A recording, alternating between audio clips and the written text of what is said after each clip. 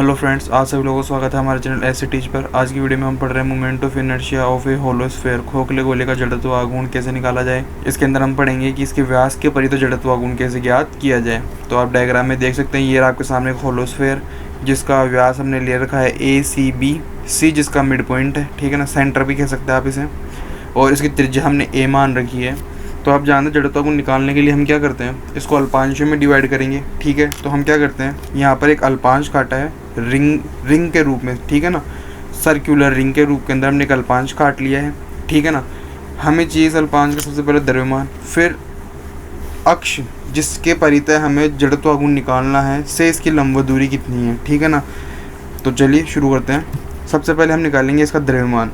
तो द्रव्यमान के लिए हमें क्या करना होगा, हम जानते हैं कि इस होलो स्फीयर का द्रव्यमान इसके पृष्ठीय क्षेत्रफल में वितरित है, ठीक है ना।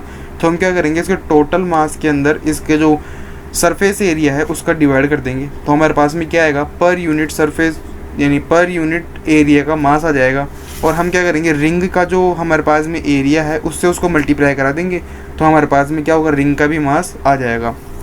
तो हम क्या लिख सकते हैं यहाँ से, अल्पांश का द्रव्यमान कितना हो जाएगा, टोटल मास हमने मान रखा है कैपिटल M, इसमें हम इसके पृष्ठीय क्षेत्रफल से डिवाइड कर देंगे जो कितना होता है 4 पाई r स्क्वायर। r की वैल्यू कितनी है A, तो 4 पाई A स्क्वायर इंटू कर देंगे इसको रिंग के क्षेत्रफल से। तो रिंग का क्षेत्रफल कैसे निकालेंगे, हम जानते हैं रिंग के अंदर कैसे क्षेत्रफल आएगा, इसकी परिधि को इसकी चौड़ाई से गुणा करा देंगे हम, ठीक है ना। तो हमारे पास में का क्षेत्रफल आ जाएगा। तो इसकी परिधि तो क्या आएगी, 2 पाई r होती है, ठीक है ना, सर्कल बन रहा है।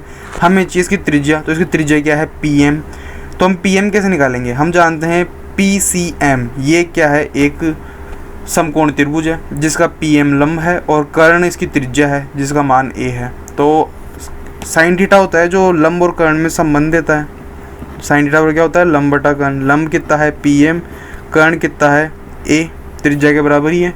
यहाँ से PM की वैल्यू कितनी आ गई, A साइन थीटा, ठीक है। ये आ गई हमारे सामने इसकी त्रिज्या सर्कुलर रिंग की। तो हम इसका एरिया निकाल सकते हैं क्या, पहले तो हम इसकी सर्कमफ्रेंस निकालेंगे, 2 पाई r की वैल्यू कितनी है A साइन थीटा, ठीक है। फिर इसकी मोटाई निकालेंगे, मोटाई कितनी है इसकी, मोटाई का मतलब चौड़ाई ले लीजिए, मोटाई नहीं कह सकते हम, चौड़ाई कितनी है इसकी PQ।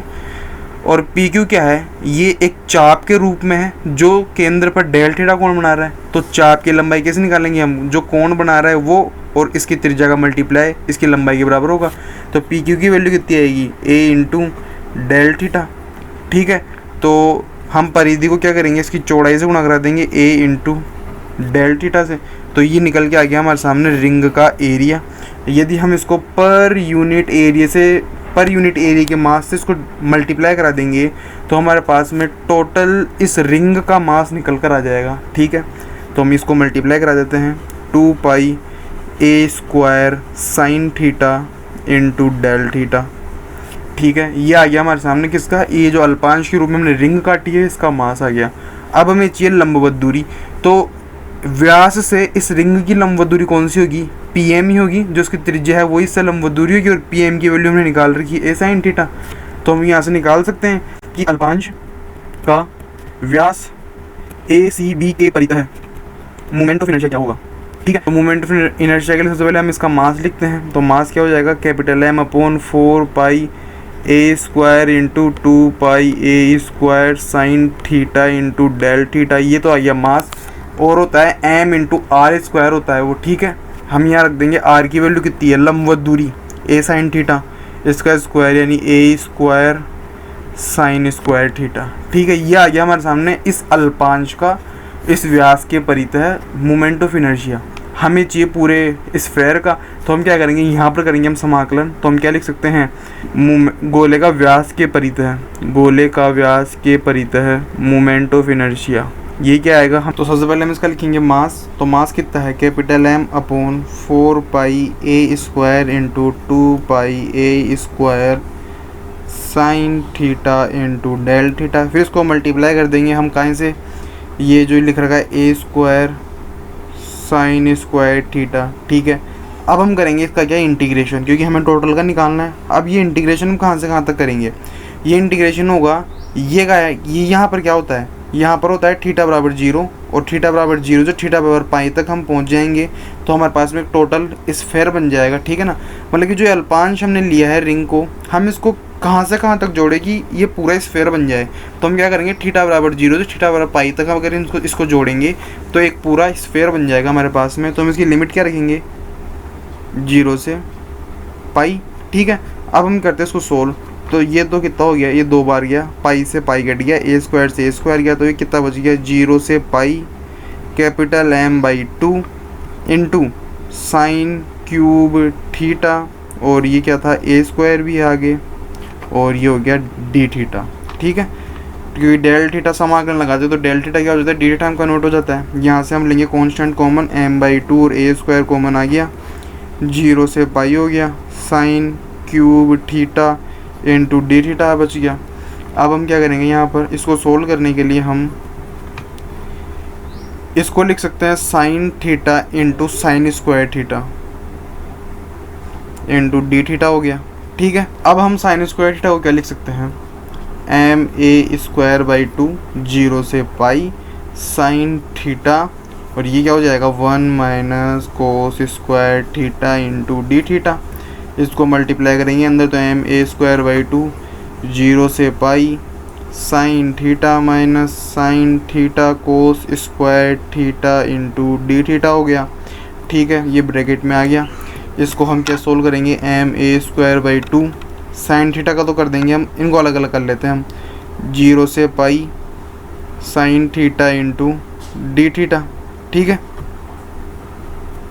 और ये हो जाएगा माइनस का 0 से pi sine theta cos square theta into D theta, ठीक है।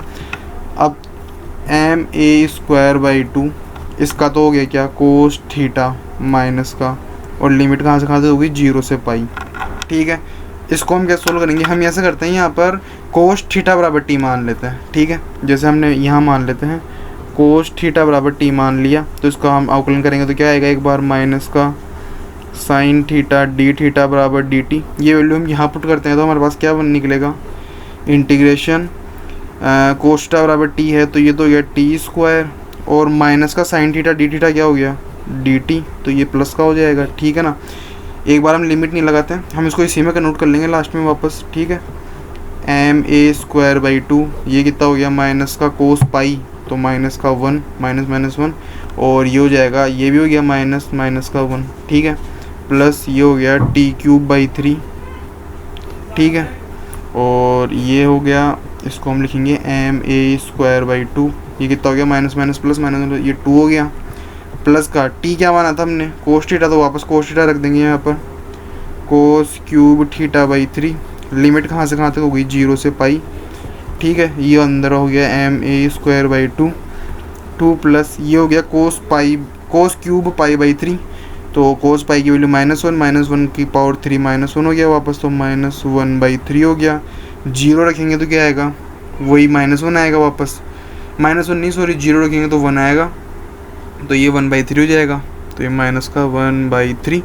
इसको हम सोल्व करते तो क्या आएगा, ma²/2 2 माइनस 2/3, तो ये कितना हो गया, ma² इंटू 2/3, तो ये क्या निकल के आया, 2/3 ma²। तो स्फेयर का मोमेंट ऑफ इनर्शिया